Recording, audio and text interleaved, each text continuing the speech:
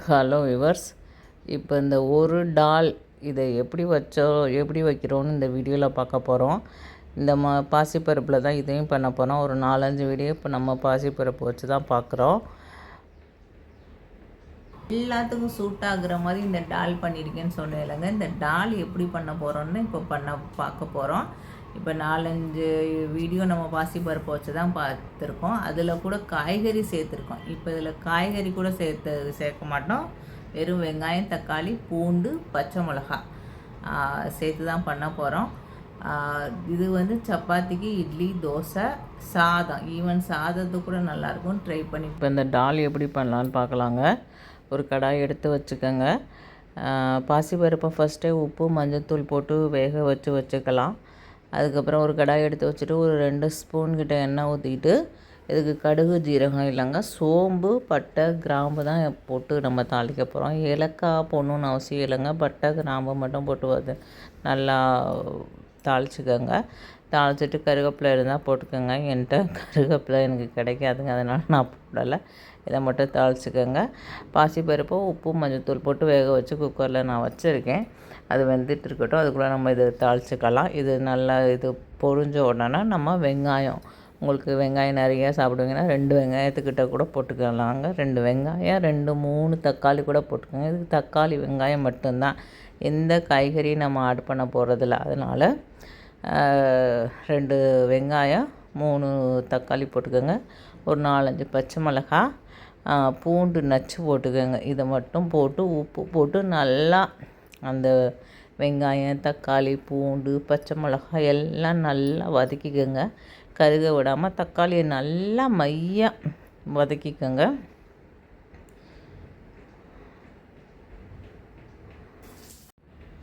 இப்போ வெங்காயம், தக்காளி, பூண்டு, பச்சை மிளகாய் இது மட்டும் தாங்க சேர்த்து நம்ம பண்ண போகிறோம். அதனால் ஃபஸ்ட்டு வெங்காயத்தை வதக்கிட்டு பூண்டு நச்சு போட்டுக்கோங்க. நறுக்கி கூட போட்டுக்கலாம், ஆனால் நச்சு போட்டால் கொஞ்சம் நல்லா வாசம் வரும்ல, அதனால் ஒன்றும் பார்த்தீங்கன்னா நச்சு போட்டுக்கோங்க. அதுக்கப்புறம் தக்காளி சேர்த்துக்கோங்க, பச்சை மிளகா சேர்த்துக்கோங்க. உங்களுக்கு தெரியும், உப்பு போட்டால் கொஞ்சம் ஈஸியாக நமக்கு வதக்க ஈஸியாக வந்துடும். அதனால் உப்பு போட்டு நல்லா வதக்கின பின்னாடி நம்ம உப்பு, மஞ்சள்தூள் போட்டு ஆல்ரெடி அந்த பாசிப்பருப்பு வேக வச்சுருக்கோம், அதையும் சேர்த்துட்டு நல்லா உப்பு போட்டோன்னா அது வதங்கினோன்னா அந்த வேக வச்ச பாசிப்பருப்பை இதில் சேர்த்து ஒரு 5 நிமிஷம் கொதிக்க விட்டால் போதும். கொதிச்சுட்டு கொத்தமல்லி போட்டு இறக்கிட்டோம்னா இந்த டால் ரெடி ஆயிரும். நான் ஃபஸ்ட்டே சொன்ன மாதிரி இந்த டால் வந்து இட்லி, தோசைக்கும் சாப்பிடலாம், சப்பாத்திக்கும் சூப்பராக இருக்கும், மத்தியானம் சாதத்துக்கும் நல்லா இருக்குங்க. ட்ரை பண்ணி பாருங்கள். இதில் காய்கறி போடணுன்னு அவசியம் இல்லை விருப்பப்பட்டால் நீங்கள் உருளைக்கிழங்கு, கேரட்டு, கத்திரிக்காய், அவரைக்காய் சூட்டாகாது. உருளைக்கிழங்கு, கேரட்டு, காலிஃப்ளவர் இந்த மாதிரி காய்கறி சேர்த்துக்கிட்டிங்கன்னா இந்த டால் நல்லாயிருக்கும். பீன்ஸு இதெல்லாம் சேர்த்து இந்த வெங்காயம், தக்காளி வதக்கி சேர்த்துக்கிட்டிங்கன்னா நல்லாயிருக்குங்க. ட்ரை பண்ணி பாருங்கள். இல்லை காய்கறி சேர்க்காமே கூட இப்படி பண்ணி பார்க்கலாம், ஈஸியாக சிம்பிளாக. இப்போ காய்கறி தீர்ந்து போச்சு, ஒரு டெய்லி சாம்பார் எல்லா குழம்பும் வாரம் பூரா வச்சு முடிச்சுட்டு லாஸ்ட்டாக ஒரு நாள் என்ன குழம்பு வைக்கிறதுன்னு ஒரு இது ஓடிட்டு இருக்கும்ல, கன்ஃபியூஸ், அப்போதைக்கு இந்த குழம்பு வச்சு சாப்பிட்லாங்க. ட்ரை பண்ணி பாருங்கள். என்னோடய சேனல் பிடிச்சிருந்தால் லைக் பண்ணுங்கள், ஷேர் பண்ணுங்கள், சப்ஸ்கிரைப் பண்ணுங்கங்க. ஓகேங்க, அவ்வளோதான். வதக்கி விட்டுட்டு இப்போ தக்காளி வதக்க கொஞ்சம் லேட்டாகும். பச்சை மிளகாய் போடுறோம், உப்பு போட்டுக்கோங்க. தக்காளி வதக்க லேட்டாகும், கொஞ்சம் உப்பு போட்டுட்டு கொஞ்சம் தண்ணி ஊற்றிக்கோங்க.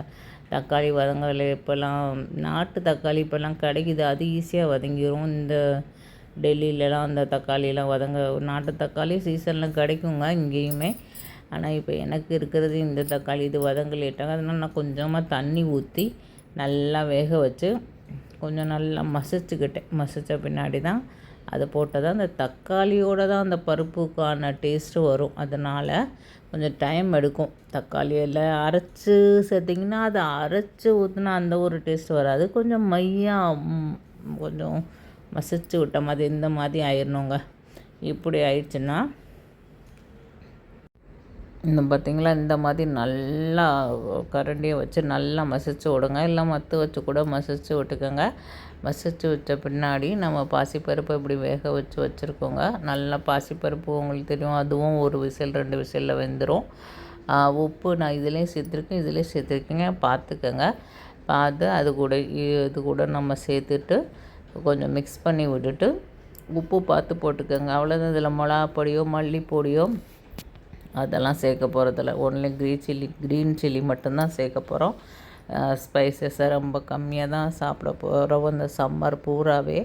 இது வெயில் காலத்தில் அடிக்கடி இந்த டால் மிளகா பொடியெல்லாம் சேர்க்காமல் ஒன்லி க்ரீன் சில்லி மட்டும் போட்டு ரொம்ப மைல்டாக சட்டில்டாக இந்த ஒரு டால் வச்சு சாப்பிட்லாங்க. ஓகேங்க.